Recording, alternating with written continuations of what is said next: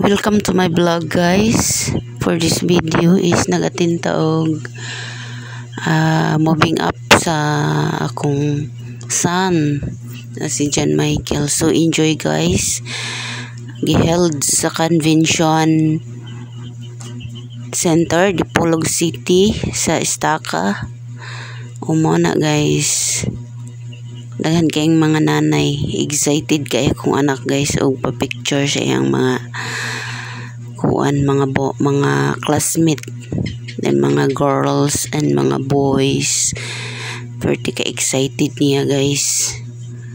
Picture kay what is lahi naman po sila section sulod, no? Mag grade 11 na sila. Lahi na sila og kanang na ang hilig, ang uban mag-yums, ang uban mag-TVL, magbulag-bulag na sila. O nang sila mga memories diha. So nindot kayo nga ang ilahang mga guys, decoration, no? Ang ila pong bangko na uniform kaayo ang color, organized jud kaayo, no?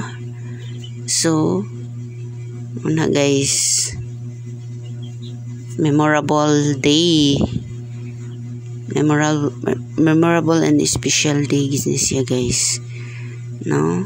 So salamat kayo sa pagtanaw sa akong video, guys. Continue watching my vlog, guys, and subscribe my YouTube channel Gisa Palma Vlogs, and my FB Gisa Istorya Palma, and my page is Gisa Palma Vlogs, and my TikTok is Malindang Vlogger. Ayan, guys.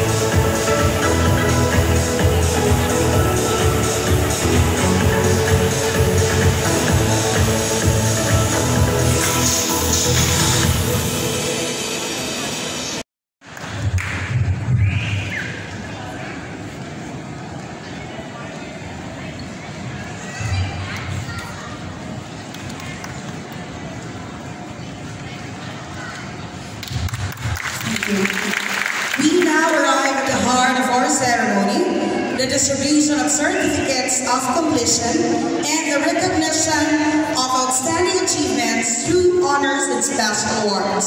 So to help us or grace with us their presence and assist in this momentous occasion, we are honored to have our esteemed guests, Speaker, Deputy Official, Dr. Vilma C. Velasco, and the guiding force behind Tikayam National High School, our school principal, to assist in giving.